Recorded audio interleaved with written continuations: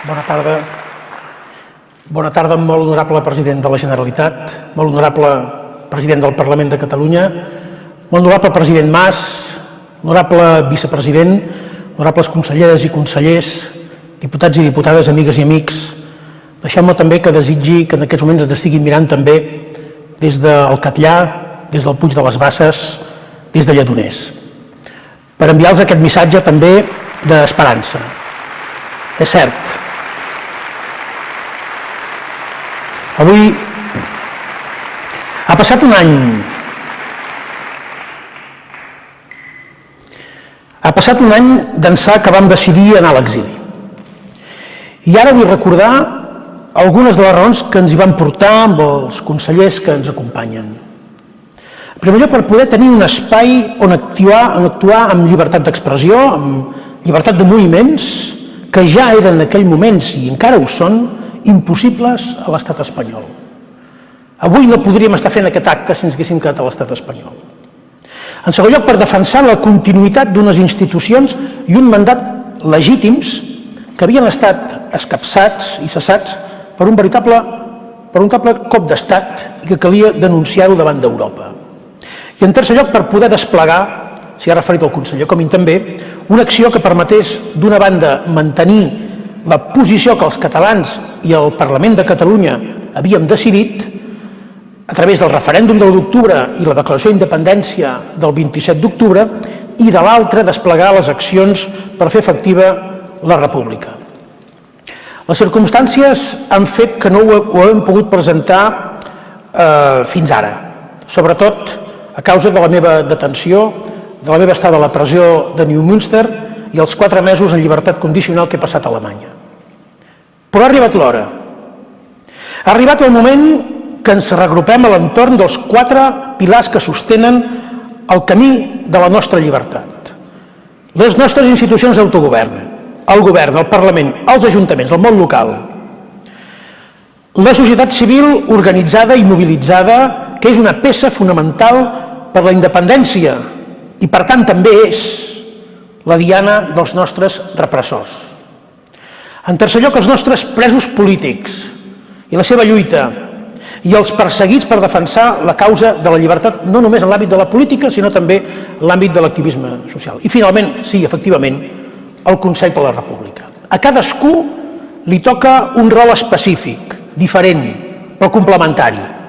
El govern i el Parlament, que han de governar i governen bé, tenen un àmbit tanmateix d'actuació molt limitat per les raons que tots sabem i que patim.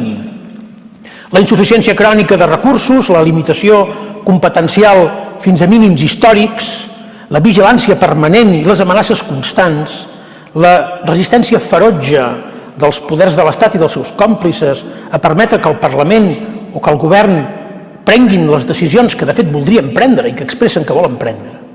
De manera que al Consell per la República li toca de manera coordinada amb tota la resta d'actors i naturalment també amb el govern actuar sense el constrenyiment d'un estat autoritari, d'un estat d'intervenció de fet i d'avançar en els debats imprescindibles que ens hem proposat i que ens vam proposar quan vam decidir de manera col·lectiva que fundaríem una república compromesa amb els drets civils, amb els drets socials i amb els drets polítics.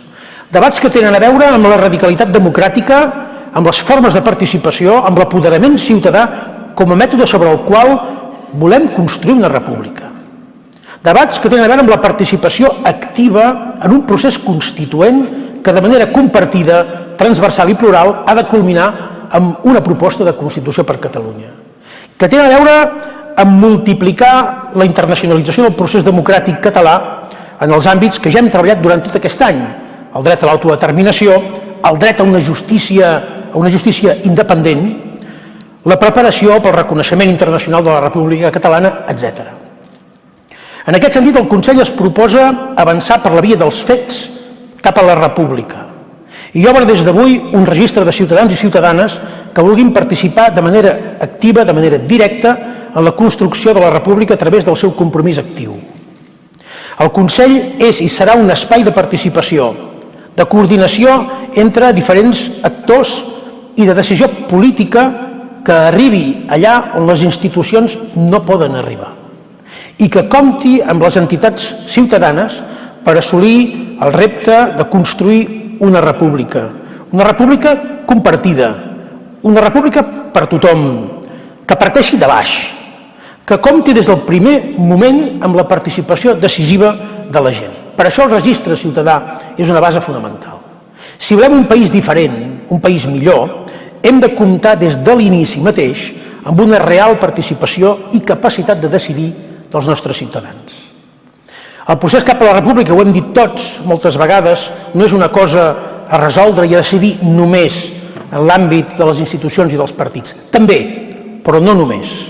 L'èxit de l'1 d'octubre, l'èxit del 3 d'octubre ens ensenyen que ens en sortim i vencem a un estat autoritari si confiem els uns amb els altres i si ens repartim la feina, perquè hi ha molta feina a fer. Al Consell li toca fer república de manera més desacomplexada i també de manera més lliure i de manera més segura, a l'empara dels abusos de l'Estat. I ho farem des d'Europa, i ho farem també des de Catalunya. Ho farem de manera presencial i també de manera tecnològica. Ho farem sense cotilles ni amenaces perquè a nosaltres no ens poden aplicar cap 155. De manera que ens estem preparant millor davant de qualsevol nova onada de repressió i d'intervenció sobre les nostres institucions i sobretot avançarem a dotar de continguts els debats que l'Estat no vol que tinguem en el Parlament i a fer polítiques que no vol que faci el nostre govern. El Consell neix en una fase fundacional i prepararà les condicions perquè hi pugui haver una assemblea de representants i un Consell definitiu que surti de la decisió dels ciutadans que a partir d'ara s'inscriguin en el registre que obrim. De manera que us hi esperem, a tots i a totes, perquè la república o la fem entre tots o no la fem. Moltes gràcies.